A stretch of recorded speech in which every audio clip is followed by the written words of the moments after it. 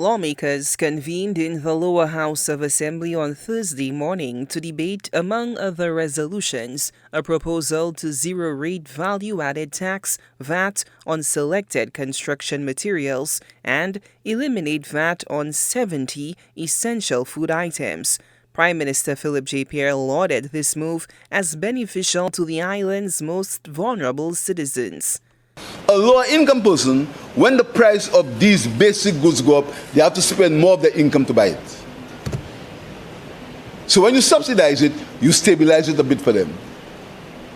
Because most of their income goes in buying these goods. They are called given goods.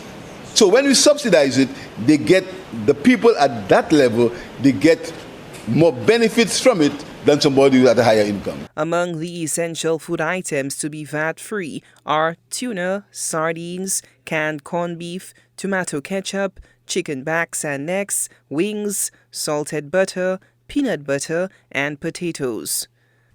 The businesses cannot recoup the goods that are exempt. So they spread it throughout the entire store, entire supermarket, and the prices go up. Taking these goods out of exempt and making them zero, they can claim it, Mr. Speaker. So hopefully there ought to be an increase on all these goods, Mr. Speaker. That is as simple to understand, and the government has taken this step because we believe that these steps will reduce the cost of living for the people of Saint Lucia, and they will be able to enjoy a better quality of life. While welcoming the VAT removal, the leader of the opposition criticized the government for what he described as a delayed response, arguing that this is a measure the opposition had long championed and urged the administration to implement years ago.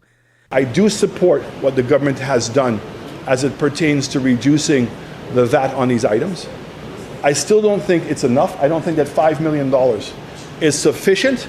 I think the government should seriously have looked at the duties on a lot of these items, Mr. Speaker. I think that people should be cognizant of the fact that they're not going to see a 12.5% saving on a lot of their products because there is an additional burden or cost to the businesses that the businesses are going to use their discretion. Hopefully they use their discretion in the right way and pass it all on to the people, but there is no obligation for them to do that. And again, I want to say that we had made this recommendation over 3 years ago. I'm disappointed the Prime Minister and the Minister of Finance did not take advantage of it then, but it's never too late. The Prime Minister also defended his administration's broader cost of living agenda, pushing back against critics who dismissed the measure as overdue. That's the arrogance and the contempt that this member has for the people of Saint Lucia and for this Parliament. You can imagine if he ever becomes Prime Minister again. Look at the contempt. Look at the disrespect. I am responding to accusations that you made. You made it. I'm responding to the fact that we asked you to bring documentary proof of something you're saying and you could not bring it, but you're walking out. That is the scorn and the contempt and the arrogance, Mr. Speaker. That's the disrespect. So, Mr. Speaker, we getting back to things we did to alleviate the cost of living, Mr. Speaker.